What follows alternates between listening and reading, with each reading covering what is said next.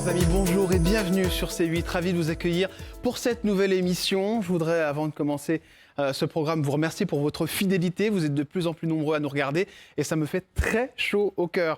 Aujourd'hui, une personne exceptionnelle, une personne qu'on a envie d'écouter, qui des fois a décrit la chronique, mais avant tout, une personne qui sait parler, ça c'est le moins qu'on puisse dire. Bonjour, monsieur Alain Finkielkraut. Bonjour. Vous allez bien ? Ça va. Ça peut aller. Ça peut aller, oui. On va en parler évidemment, on va revenir sur votre parcours. On commence tout de suite avec le portrait d'Alain Finkielkraut. Allez, on commence avec ce portrait, cher Alain. Alors, je vous appelle comment ? Monsieur Finkielkraut, Alain, qu'est-ce que vous préférez ? Alain Finkielkraut, ça me va tout à fait. Donc, nom et prénom. On pourrait commencer, juste pour essayer de comprendre qui vous êtes, revenir sur déjà cette trajectoire de vie. Vous naissez où, Alain Finkielkraut ? Je nais à Paris le 30 juin 1949, c'est-à-dire il y a très longtemps.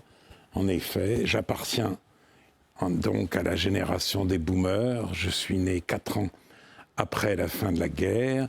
J'ai vécu mon enfance et mon adolescence dans le 10e arrondissement à Paris. Voilà. Papa, c'est ce que je peux dire. Papa, c'est Daniel, c'est bien ça ? Mon père ? Oui. Mon père s'appelait Daniel, oui. Et maman ? Ma mère. Moi, je dis toujours ma mère. Je dis ni maman ni papa. Je dis mon père et ma mère. Ma mère, alors c'est assez curieux parce que elle est née à Lvov. À l'époque, c'était la Pologne. Mais aujourd'hui, c'est Lviv, l'Ukraine. Et elle y a vécu et son prénom, c'était Laura. Et puis, elle a dû vivre pendant la guerre sous de faux papiers. Ah, d'accord.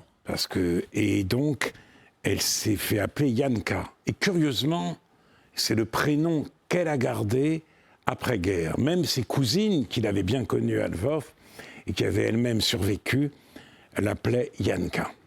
Yanka et Daniel. Pourquoi vous dites pas maman ni papa, Alain Finkielkraut ? Je déteste ça. Ah bon ? Je déteste ça parce que maman et papa, c'est des formulations pour la maison. C'est, voilà, mais... on a un père et une mère, et je tiens beaucoup à ce que les mots de père et de mère demeurent. Alors, je n'aime pas cette gnangnantisation générale de notre société. Voilà. J'ai un père et une mère, et c'est comme cela que je parle d'eux aux autres. Dans ma tête, puisqu'ils ne sont plus là depuis longtemps, mais quand je leur parle dans ma tête, évidemment, je dis papa et maman. Mais c'est pour l'intime. Vous les appeliez comme ça dans la vie privée, on est d'accord ? Papa et maman, d'accord, évidemment. Bien sûr. Ok. Non, mais je fais une grande distinction mais c'est intéressant. Entre la vie privée et la vie publique. Et j'aime cette idée du père et de la mère. Voilà. Vous êtes fils unique ? Oui. Est-ce que vous avez souffert de ne pas avoir de frères ou de sœurs ? Souffert, c'est beaucoup dire. Je ne dirais pas que c'était une souffrance, mais c'était un poids. C'est-à-dire, mes parents misaient sur moi. Il voulait que je réussisse. Et puis, j'ai été, en effet, un peu seul. J'aurais bien aimé avoir une sœur qui m'aurait fait rencontrer ses amis. Vous comprenez, j'ai vécu à une époque où les garçons et les filles étaient séparés. Non seulement au collège, mais au lycée. Le lycée Henri IV, quand j'ai fréquenté, était un lycée de garçons. Donc, je ne rencontrais de filles qu'en vacances, dans les colos, comme on disait, dans les groupes de vacances. Alors, de ce point de vue-là, effectivement, j'étais un peu frustré, si vous voulez. Mais d'un autre côté, ma mère, qui ne travaillait pas, à l'époque, peu de femmes travaillaient, prenait soin de moi.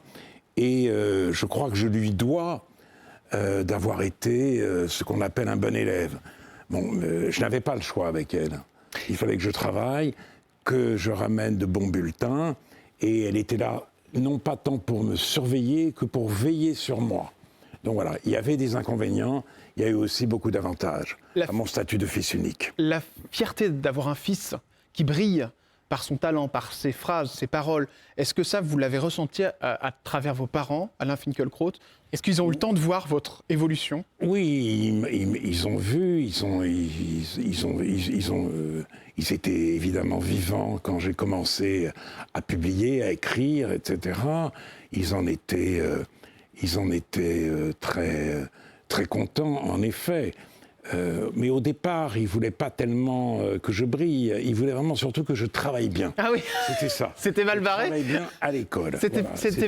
C'était- C'était leur but principal. Et ensuite, oui, bien sûr, ils ont vu mes livres, ils ont assisté à un certain nombre de mes conférences, et cela avait chaud au cœur. Mais d'un autre côté, j'étais donc un bon élève, comme on dit, mais en 1968, vous voyez, ça remonte loin, j'ai passé le concours de l'école normale supérieure de la rue d'Ulm. Et je l'ai raté. Et je l'ai raté à mon grand étonnement, d'ailleurs. En général, j'étais pessimiste, mais là, je crois que j'avais réussi, et pas du tout. Eh bien, ma mère était complètement défaite. Ah oui. Défaite. Et l'année suivante, je n'ai pas voulu représenter le concours de la rue d'Ulm. Je me suis présenté au concours de l'école supérieure de Saint-Cloud, parce que j'avais peur moi-même que si je ratais une seconde fois, je n'allais pas m'en mettre. J'étais très... comment dire? J'avais très peur aux examens et aux concours. J'étais même terrorisé. Et je me disais que ce serait un verdict dont je ne me remettrais pas. Et j'ai réussi Saint-Cloud. Ensuite, j'ai passé l'agrégation de lettres modernes.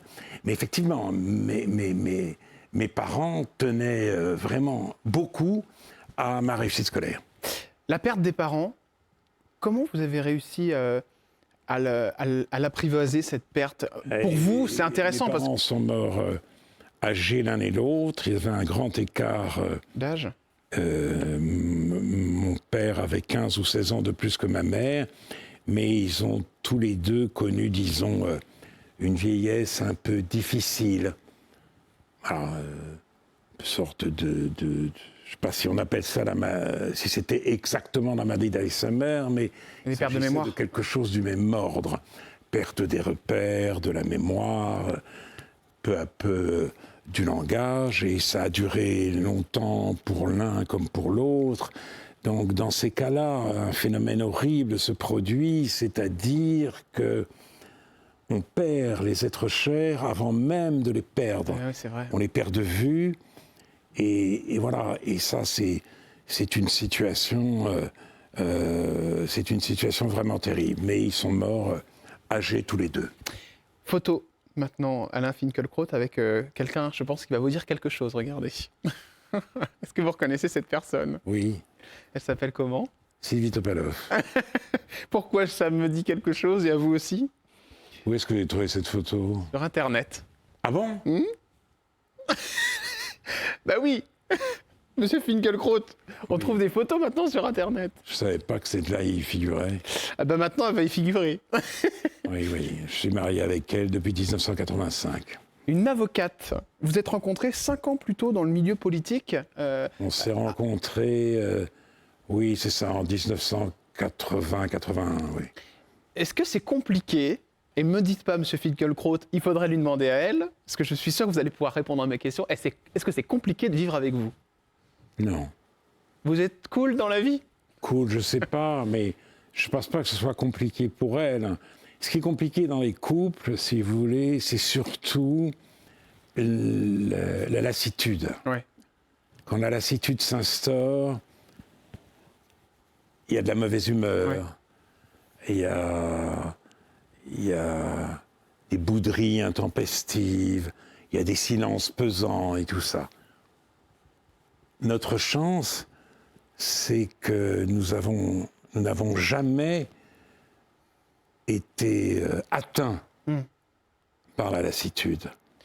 Donc, elle n'a pas eu à souffrir de ma mauvaise humeur. Elle s'est toujours attachée, en outre, à me rendre la vie douce, ce dont je lui suis infiniment reconnaissant. Et nous sommes dans une situation étrange, si vous voulez. Moi, je travaille à la maison, elle part de la maison pour aller au cabinet. Ouais. Et à son cabinet, elle rentre le soir, elle sonne, elle se vante de n'avoir pas de clé, je suis toujours là. Je suis la... Ah, elle n'a pas de clé de la maison. Oh, elle peut en trouver une, mais non, en général, on n'en a pas. Je suis la desperate housewife de notre couple, sauf que je ne suis pas desperate. Voilà notre situation. Sylvie, est-ce qu'elle vous a déjà bloqué sur des positions que vous aviez prises, sur des lancements d'alerte, parce que vous avez souvent lancé des alertes sur pas mal de sujets. Est-ce qu'il y a des fois où ça vous est arrivé de vous prendre la tête avec votre compagne, avec votre femme, justement parce que vous aviez été trop loin pour elle? Non. Jamais. Non. C'est-à-dire que ça s'arrête à la maison, non, tout ce que vous dites sur les plateaux. Tâcher de me retenir, si vous voulez, de m'inciter à la prudence.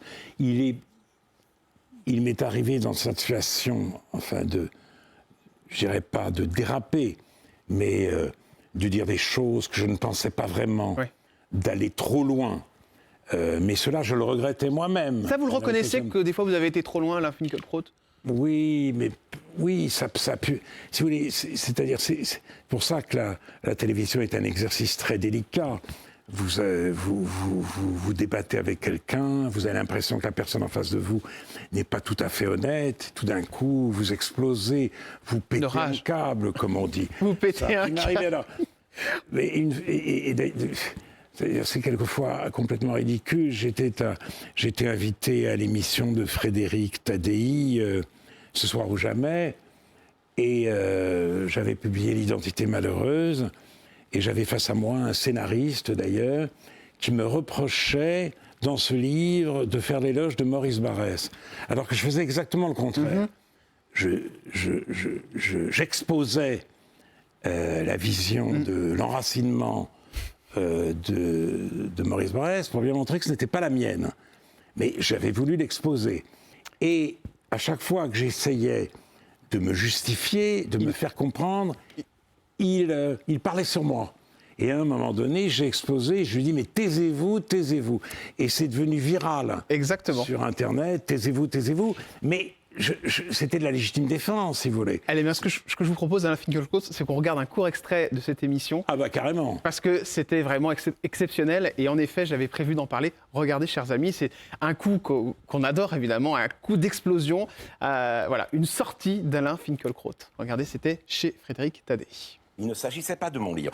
Je parle de Maurice Barrès pour dire qu'à un moment donné, le discours romantique de l'appartenance, l'importance donnée par le rôle donné par les romantiques à l'appartenance face à l'idéologie d'un homme des Lumières, conçu comme son propre fondement, Maurice eh bien ce discours... Non, laissez-le. Non, Abdel Raouf Dafri est tout sauf romantique. Abdel Raouf Dafri, laissez-le terminer. Laissez-le terminer. Ça me fait rire, moi. Forcément. Mais oui, mais alors, si vous voulez, je me faisais aborder dans la rue, je me faisais interpeller, les gens me hurlaient dessus, taisez-vous, taisez-vous. Ah oui, on vous disait ça dans la rue? Oui, on l'a dit encore récemment, enfin, il y a quelques temps déjà, mais vraiment, c'était une manière pour moi de dire, ça voulait dire, laissez-moi parler. Ouais. Je ne l'interrompais pas. Ouais. Je ne supportais plus ces interruptions. Voilà. Bon, mais ça, c'est les aléas du débat télévisuel. Voilà pourquoi, maintenant, je fais très attention. Vous faites moins de plateaux qu'avant? J'évite les duels. J'accepte les discussions de bonne foi. Je préfère, comme chez vous, être invité en tête-à-tête, m'expliquer calmement avec un journaliste qui peut d'ailleurs me critiquer, etc. Mais voilà. Donc je veille à éviter que se reproduise ce genre de situation. Je vous montre une autre photo maintenant, Alain Finkielkraut. Ça devrait vous dire quelque chose normalement, regardez. Qu'est-ce que c'est? Oh, c'est mon fils. Mais alors, vous avez oublié la tête de votre fils? Non, pas du tout. Non, pas du tout. C'est l'écran peut-être qui est un peu trop loin. Pas du tout. Il est beau, hein. Thomas. Oui, c'est Thomas. Il est scénariste. Oui. Je ne me trompe pas? Vous savez tout, hein. Il y a la fierté du papa? On a eu des rapports un peu difficiles quand il était adolescent. J'étais peut-être un peu trop dur. Il était lui-même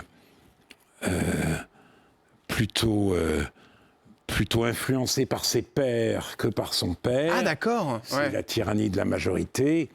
dont parle Hannah Arendt, qui jouait beaucoup au lycée, etc., etc.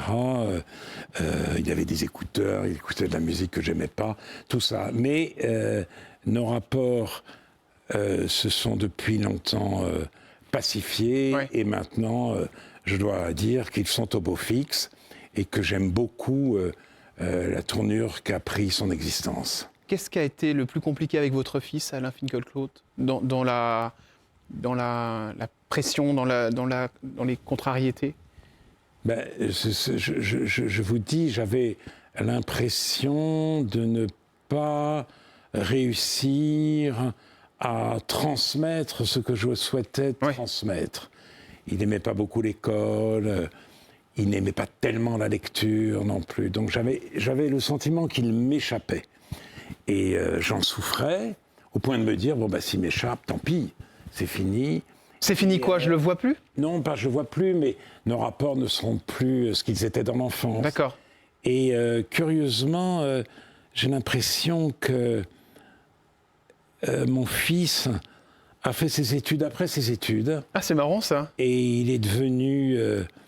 il s'est formé de lui-même, et je dois dire que j'étais pour lui aussi une présence un peu écrasante. J'intervenais beaucoup quand il était au lycée sur les questions de l'école, de la laïcité. Ça m'étonne pas. Donc, il avait l'impression d'être regardé d'une certaine manière par ses professeurs, et il en avait un peu marre. Il avait un nom pénible à porter.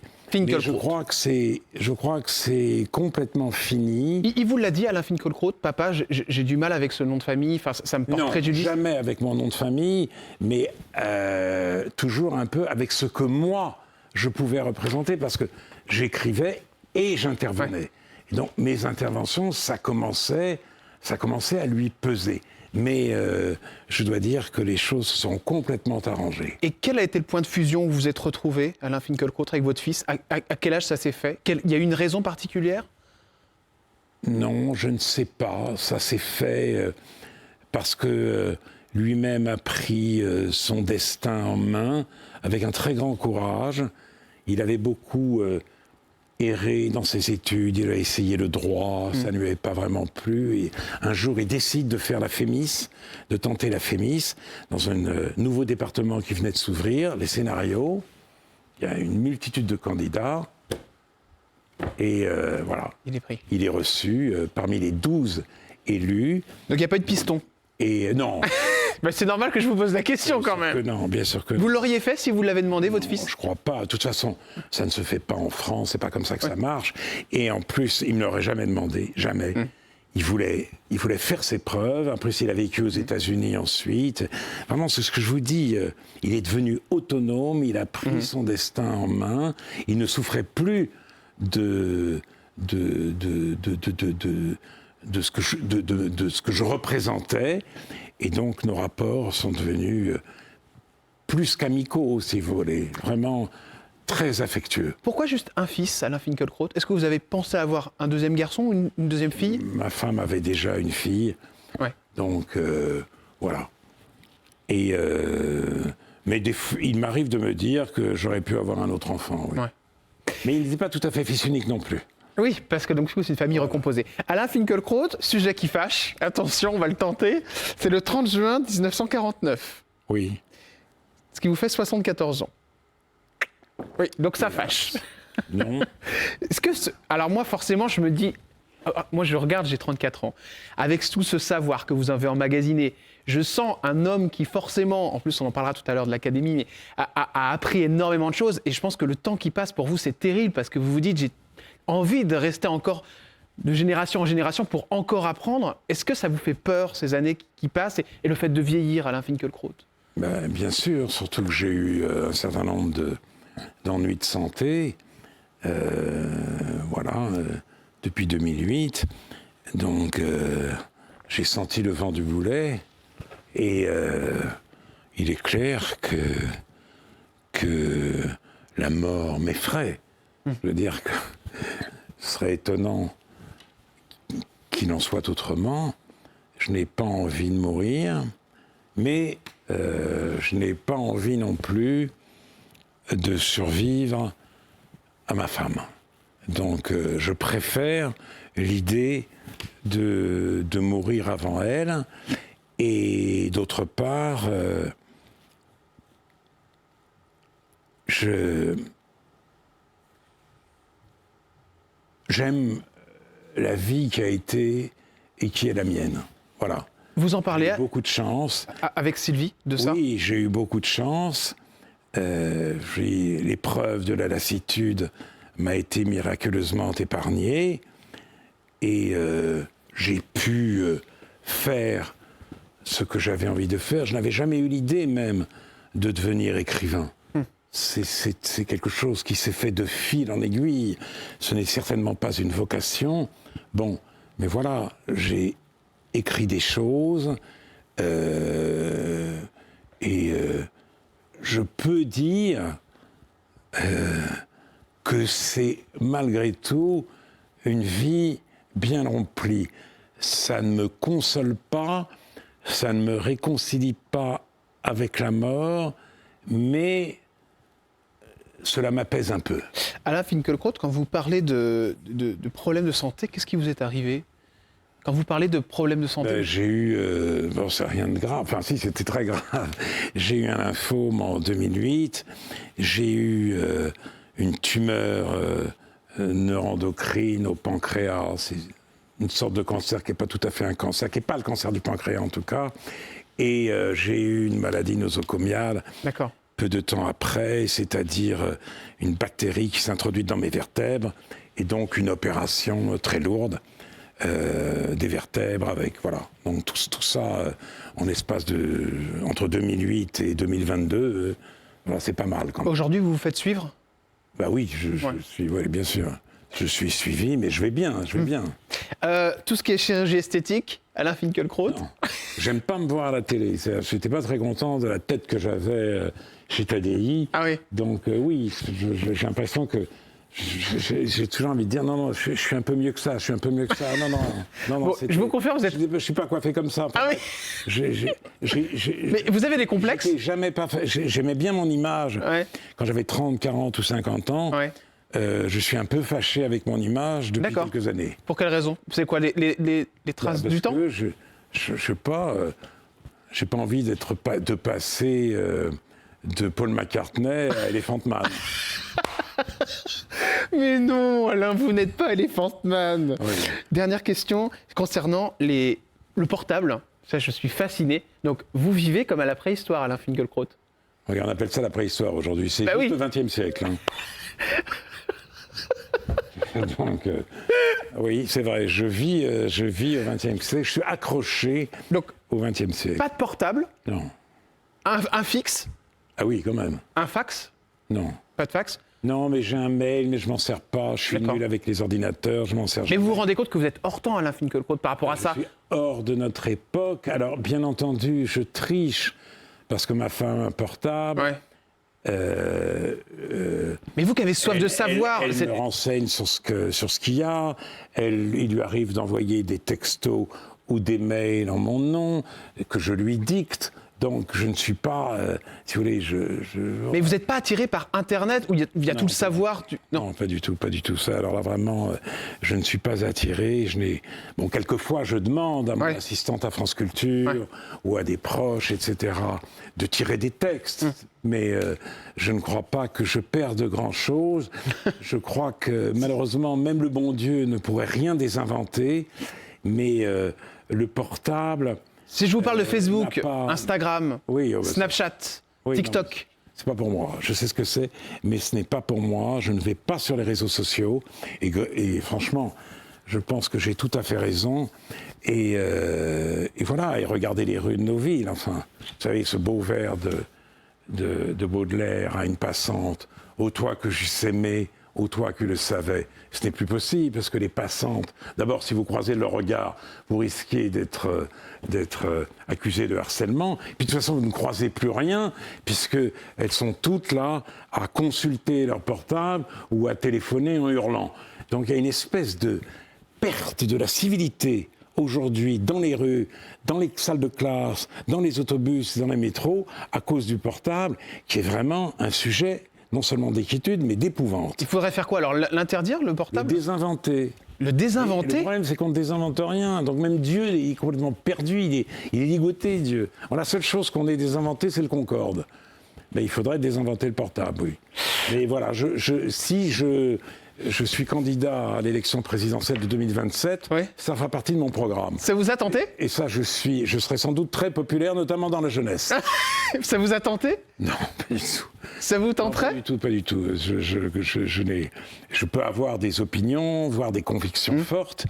Je peux m'inquiéter du niveau du personnel politique aujourd'hui, mais je crois que je n'ai pas les capacités requises pour être un homme politique et a fortiori un président digne de ce nom. On va revenir sur cette carrière, évidemment, dans un instant, Alain Finkielkraut, juste après une petite page de publicité, pendant que vous buvez votre verre d'eau. On va revenir évidemment sur Lionel Jospin, l'Académie, et puis on reviendra sur cet extrait incroyable chez Monsieur Pascal Praud, où vous avez aussi beaucoup rire. Vous pensiez être hors antenne, Alain Finkielkraut. On regarde ça juste après la courte pause de réclame. Ça vous va, ça, réclame? Publicité, ça me va aussi. Ah d'accord, ok. Mais Bon. pas pub. Bon, à tout de suite après la publicité avec Monsieur Alain Finkielkraut. À tout de suite sur C8. Chers amis, vous êtes sur C8. Merci de nous rejoindre pour cette deuxième partie de Chez Jordan de Luxe avec Monsieur Alain Finkielkraut. C'est vrai que pour moi, c'est quand même quelque chose de vous avoir en face de moi. Je me suis dit, mais sur quel sujet aller? Parce que c'est vrai que comme vous êtes très... Enfin, vous allez sur des sujets à chaque fois très forts et c'est compliqué de vous contrer, même si des fois il y a eu des polémiques. J'aimerais qu'on revienne d'ailleurs sur une vidéo que j'ai trouvée fantastique. Alors c'était avec Monsieur Pascal Praud, on va regarder l'extrait. Vous pensiez être hors antenne et ça donne eh bien, un moment magique de télévision. Vous nous avez fait beaucoup rire, vous allez nous expliquer d'ailleurs pourquoi vous pensiez être hors antenne. On regarde, c'était chez l'ami Pascal Praud sur CNews, évidemment qu'on embrasse. C'est ce que je disais en début. Je dis, mais pourquoi il dit ça? Là, il n'y a pas de place pour la nuance. C'est-à-dire qu'Olivier Duhamel a une relation avec son beau-fils, qui est un jeune adolescent, et c'est criminel, c'est pas horrible. Donc, il n'y a pas de place. Donc, pourquoi cherche-t-il à nuancer? Ah, vous allez voir.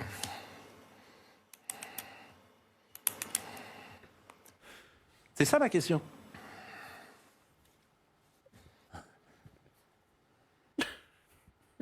Monsieur Finkielkraut? Je vais répondre. Tout de suite, là? Ah bah ça oui. a commencé? Ben oui, ça a commencé. L'émission a commencé? Ben, on est à l'antenne depuis 5 minutes. Mais, excusez-moi, je ne savais pas que l'émission avait commencé. Mais Alain Finkielkraut, vous saviez même vraiment pas que l'émission avait commencé? Il y avait un changement de plateau. Oui. Je pensais que quand j'arrivais sur le plateau, il y avait la publicité. D'accord. Et la publicité, sur la chaîne d'information continue, ça prend au moins 5 minutes. Donc, on a commencé à échanger, et j'étais sûr que c'était hors antenne. Donc, et je veux dire, j'ai évité le pire. Pourquoi? Parce que, ben oui, hors antenne, Oui. comme dans la vie privée, vous dites ce que vous avez envie de dire.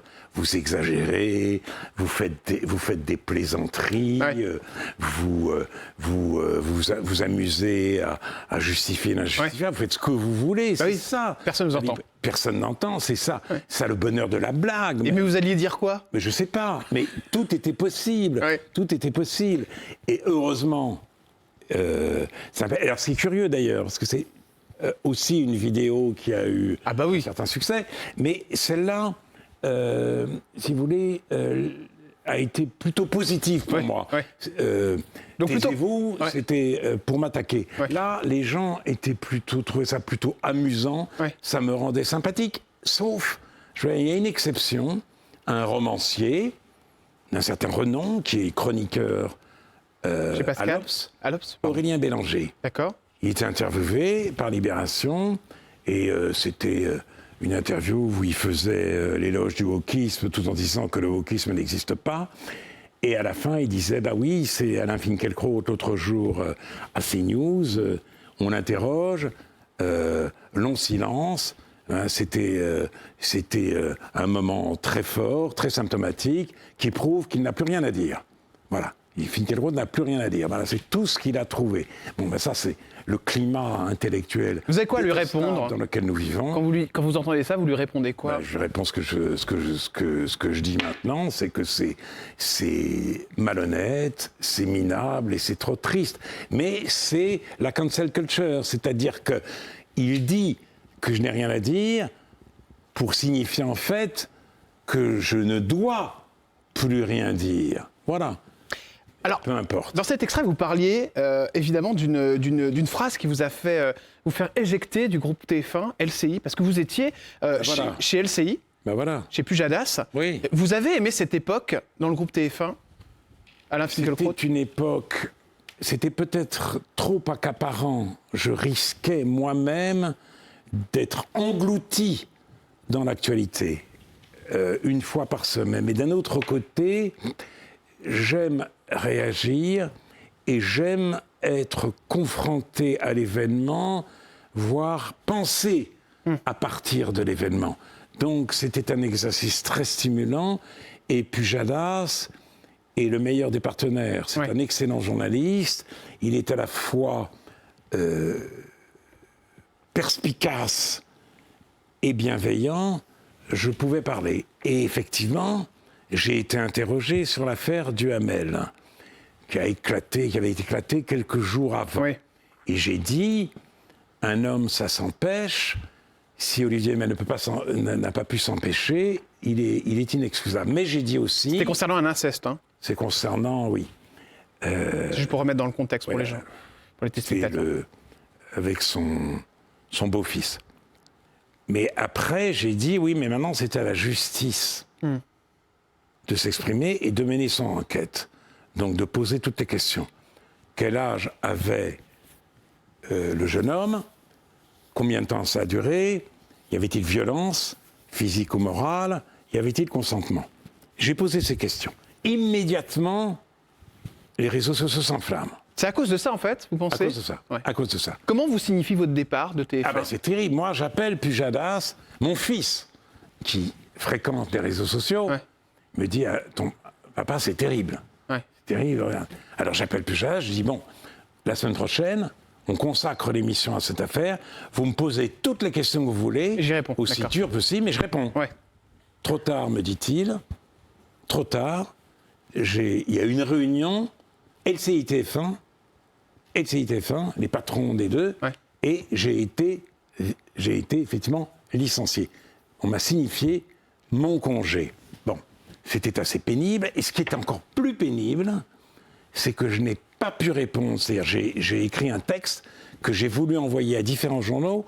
Aucun n'en a voulu. J'ai pu obtenir, après une dizaine de jours seulement, un entretien avec Le Point. Donc j'ai vécu une semaine très difficile parce que j'étais traîné dans ma boue partout et je n'avais même pas la possibilité de me répondre. Mais le temps a passé, les directions ont changé et mes rapports avec LCI se sont complètement pacifiés. Mais je reviens à Pascal Praud.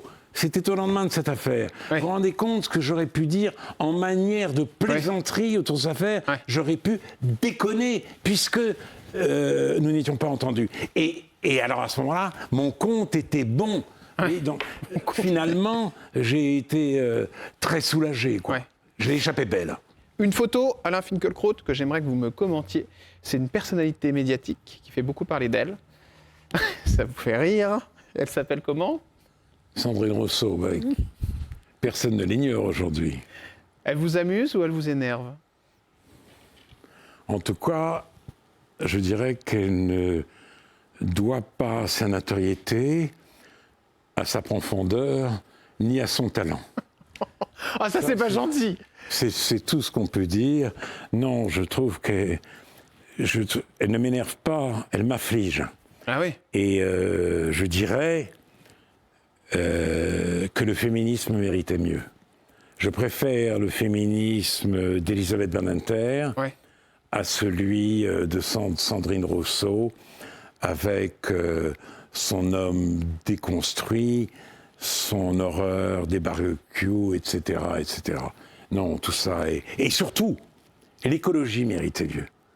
L'écologie. L'écologie, c'est pas ça, c'est une urgence il faut sauver la Terre. Il faut aussi sauver la beauté du monde dont elle n'a que faire.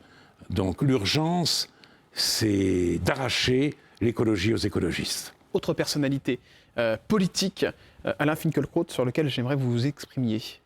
C'est Jean-Luc Mélenchon. Jean-Luc Mélenchon, c'est terrible. C'est le nouveau Jean-Marie Le Pen.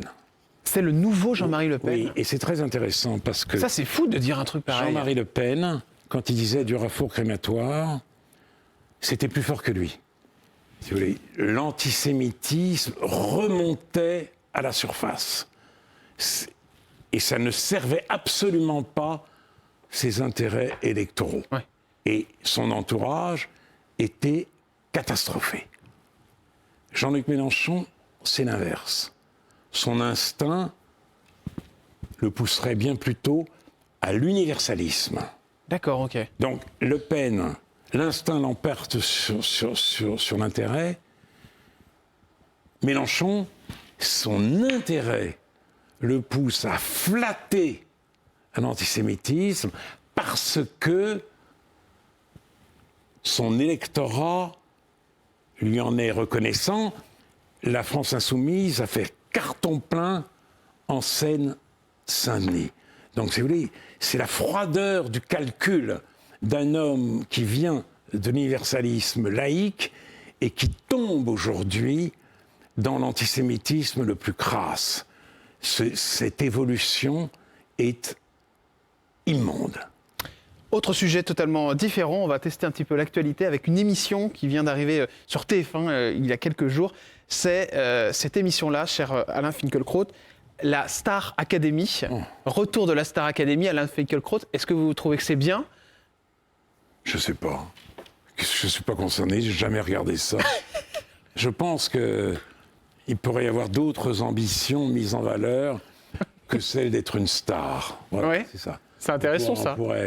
On pourrait Vous avez regardé celle d'avant, Jamais. il y a quelques années ? Jamais.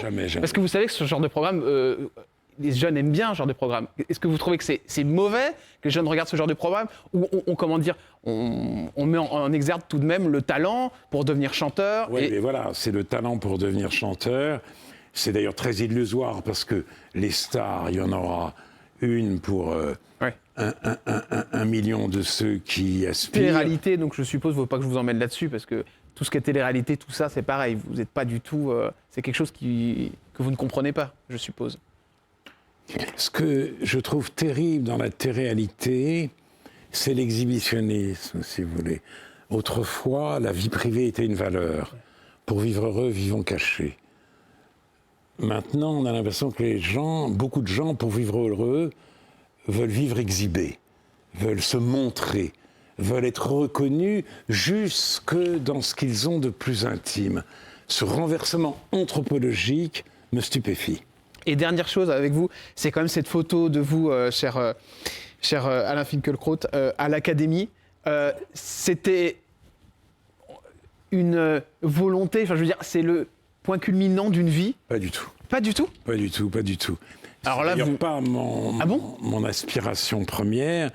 J'ai été contacté par Hélène Carrère d'Ancos, qui nous a malheureusement quittés. Ouais, bien sûr. Qui m'ont demandé si je souhaitais me présenter.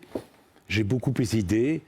D'un côté, je me disais, qu'ai-je fait qui puisse mériter de siéger dans une compagnie où il y avait eu Paul Valéry ou François Mauriac ou Claude Lévi-Strauss. Et d'un autre côté, je trouvais même le costume, tout ça un peu, pas désuet, parce que la désuétude ne gêne pas, mais un peu ridicule. Ah bon ? Oui. Alors là, je suis étonné de ce que vous me dites.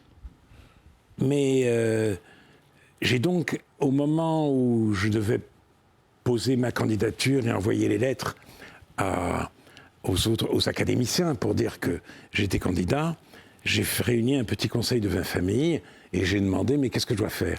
Et c'est mon fils qui a emporté le morceau parce qu'il a dit pense à tes parents. Ah oui. Pense à tes parents. Ouais. Et ça fait mouche. Voilà. Et je me suis dit que je faisais pour eux. Je le faisais sous le regard et sous le regard aussi de mes grands-parents que je n'ai pas connus, les grands-parents maternels vivaient en Pologne, etc. Et je me disais, oui, quelque chose s'est transmis à travers eux, et je me disais, peut-être qu'eux seraient contents et fiers. Donc c'est dans ce dialogue implicite avec les morts que mon choix s'est fait, et je dois dire que je n'aime pas aujourd'hui, si vous voulez, l'attitude ricaneuse qu'a une grande partie de l'opinion vis-à-vis de l'Académie française. Si vous voulez, l'Académie française, autrefois, c'était le symbole de la domination. Mais maintenant, l'idéologie dominante se moque de l'Académie. D'ailleurs, j'en ai trouvé la preuve au moment du débat sur l'écriture inclusive. À l'Académie, on a dit, l'écriture inclusive fait porter un péril mortel à la langue. Et une humoriste, entre guillemets, a dit, le seul péril mortel à l'Académie, c'est la prostate de ses membres. Voilà, hein, c'est joli, c'est élégant. Et là, je me suis dit, non, c'est la langue qui est immortelle, c'est pas nous, hein, nous, vraiment pas. La langue est immortelle, nous sommes là pour la chérir, pour la transmettre, pour la protéger de tout ce qui lui arrive, et c'est un rôle que je suis fier de pouvoir assumer. C'était quel humoriste ? C'était pas Guillaume Meurice. Ok, d'accord. Il aurait pu. C'est intéressant ce que vous dites. Pourquoi vous dites que c'était pas Guillaume Meurice ? Vous avez un avis sur ce qui se passe en ce moment par rapport à Guillaume Meurice ? Écoutez, il a dit de Benjamin Netanyahou que c'est un nazi sans prépuce. Cette phrase est abjecte. Tous les autres joyeuderies de cette émission se sont gondolés quand il a parlé en ces termes, sur France Inter. Alors que, avec cette phrase, il réalisait la jonction de l'antinézisme, Hitler, et de l'antisémitisme sans prépuce. C'est un moment historique, parce que normalement, l'antinazisme et l'antisémitisme ne sont pas copains. Non. Là, vous voyez, donc c'est absolument terrible. Et pire encore, il a osé se réclamer de l'esprit Charlie. Ce qui était, si vous voulez, il ajoutait le sacrilège à l'abomination. Et en même temps, ce genre de choses est révélateur de la dérive de l'humour professionnel. Justement, il prône l'humour. Est-ce que pour vous, non, là, ça va ? C'est plus de l'humour, Alain Finkielkraut ? L'humour, c'est autre chose. Le rire est antérieur à l'humour. Les gens ont toujours ri. Et ils ont ri en général, d'ailleurs, des faibles, de ceux qui tombaient par terre, etc. Le rire, c'est ça. L'humour, c'est un effort sur soi du rire. Et tout d'un coup, on prend conscience de la relativité des choses humaines. Et là, c'est un retour au rire le plus barbare qui soit. Donc, je lui retire, moi, la qualité d'humoriste. Et je suis frappé aussi par son attitude. Quand l'ancien athlète, Mekissi, je crois, a dit, à côté de Netanyahou, Hitler est un enfant de cœur. C'est le climat dans lequel nous vivons. Il a présenté ses excuses. C'est ce qu'il devrait faire. Sincère, peut-être. C'est ce qu'il Mais devrait comme faire. dit La Rochefoucauld, l'hypocrisie, c'est l'hommage du vice à la vertu. Cet hommage, Guillaume Meurice s'en est dispensé. Le vice antisémite, chez lui, s'affiche sans vergogne. Pas d'excuses. Au contraire, je suis Charlie.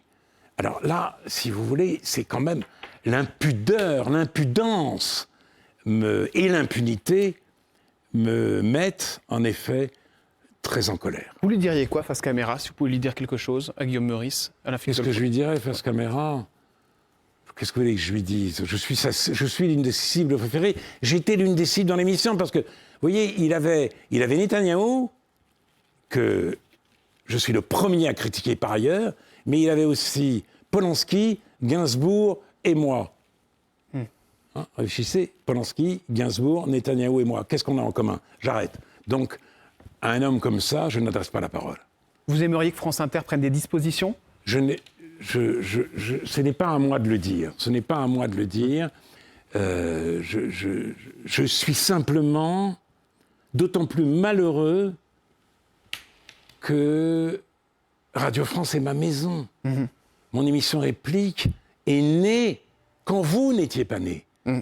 Elle est née en 1985. Vous voyez, donc c'est très long. Je dois dire que j'ai disposé d'une liberté totale. J'ai le soutien de tous les directeurs. Je n'ai vraiment pas à me plaindre. Mais c'est ma maison, donc je suis moi-même sali par cette saillie. Il avait dit que vous étiez le tonton raciste.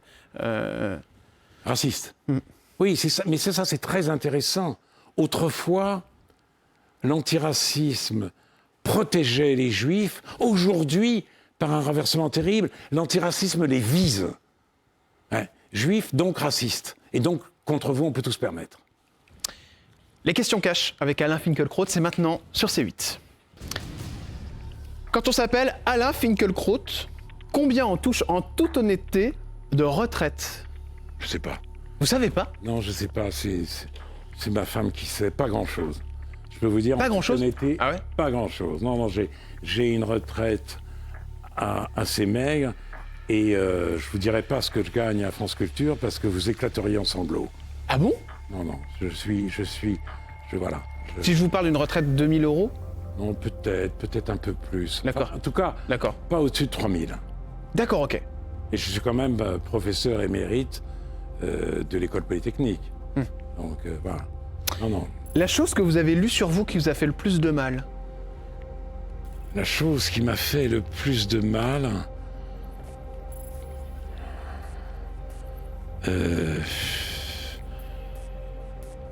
Oui, c'était...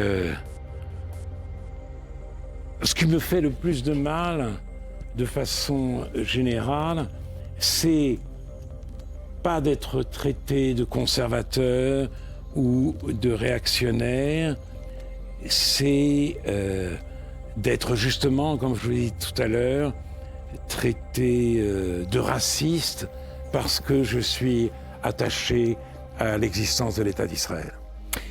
La chose la plus étonnante qu'un fan ou qu'une fan vous ait envoyée? La chose la plus étonnante? Non, un jour, j'ai participé au spectacle de Lucchini où j'avais un dialogue avec lui autour de Nietzsche et une jeune femme au restaurant où on était après le spectacle m'a tendu des fleurs comme si j'étais non pas une star de Star Academy mais un grand acteur de théâtre. La personne à qui vous devez tout dans le métier, votre maître? Alors, mon maître, c'est évidemment Milan Kundera, et une personne à laquelle je dois beaucoup parce que je voulais toujours être à la hauteur, ne jamais démériter, c'est Elisabeth de Fontenay. La personne que vous ne pouvez pas voir sur une émission de télé? Que je ne peux pas voir? Ouais. Sur une émission de télé, en général, les gens que je ne peux pas voir, je les regarde pour me donner des raisons de ne pas pouvoir les voir. Qu'est-ce que vous aimeriez qu'on dise de vous le jour où vous ne serez plus là, Alain Finkielkraut? Qu'est-ce que j'aimerais qu'on dise de moi? Bien...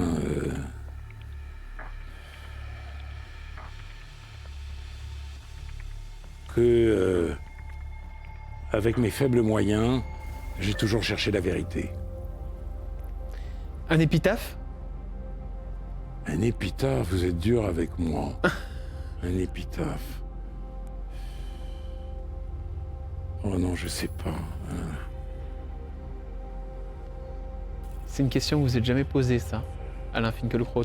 Qu'est-ce que j'ai, une épitaphe?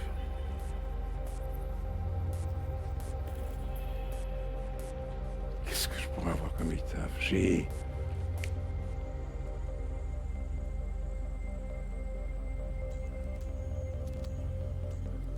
Je sais pas. Mitterrand disait de la femme qu'il aimait quelle était sa chance de vie. Donc je pourrais dire, Sylvie était ma chance de vie. C'est une jolie phrase, ça, pour terminer les questions cash. Merci beaucoup, Alain Finkielkraut. Voilà, on arrête ici. J'espère que ça a été pour vous Ça a été. C'est un exercice inattendu, mais ça a été. Ah, c'était inattendu, hein. Vous attendiez pas ces questions-là. Non, non. Ça va, vous n'êtes pas trop déçus? Non, pas du tout. C'était plutôt simple, mais ça fait du bien des fois de se poser des questions simples et puis de revenir sur son parcours.